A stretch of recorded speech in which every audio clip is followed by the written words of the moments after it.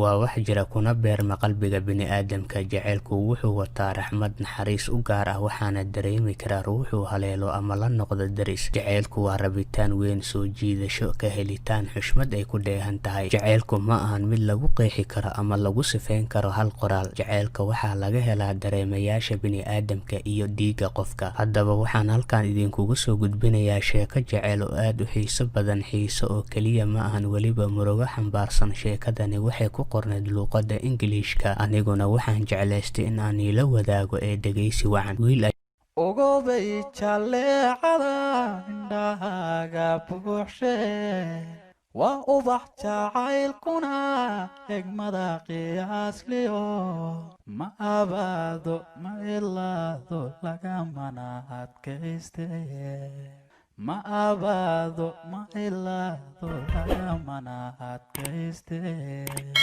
dadna ruuxa ku aaminayay iyo wacaad ilaahay dadna ruuxa ku aaminayay iyo wacaad ilaahay midna lama ilaawe halayninaya midna lama ilaawe halayninaya.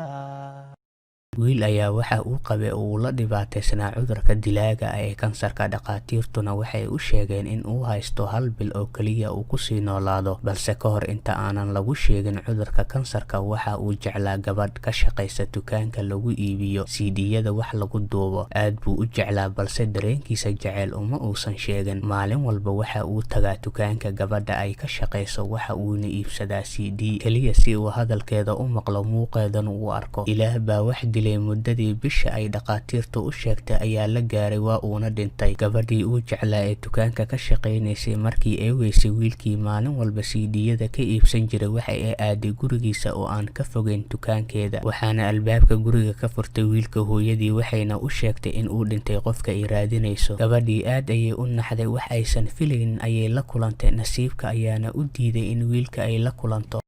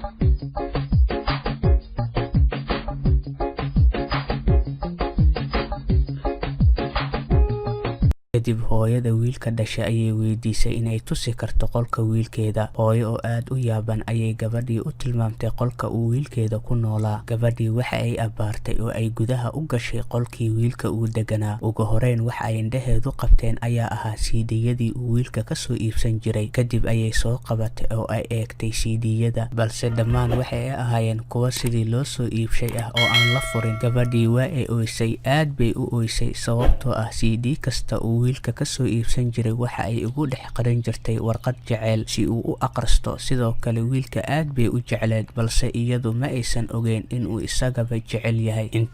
xantada intii haleesha intii xumaha ku fogan maxaanuba jaray xidhiidhka agtada anigu u xiisay intan dumarnimo xiishoday xogtada maxaan waraystay way jacaylka haddaan xurmeeyo xanaansho haddaan xaqsiyo weliba xeebtiisa dhowro midkaan qalbigii ku xidhay xiskayga midkaan ku soray midkaan ceshayen jecladay xumaan bayntuu ka dhowro miyuu xalu heli jacaylka xiskiisa intuu siyaarta miyuu caashaqa xaggiisa cusiyo u samaynintaalo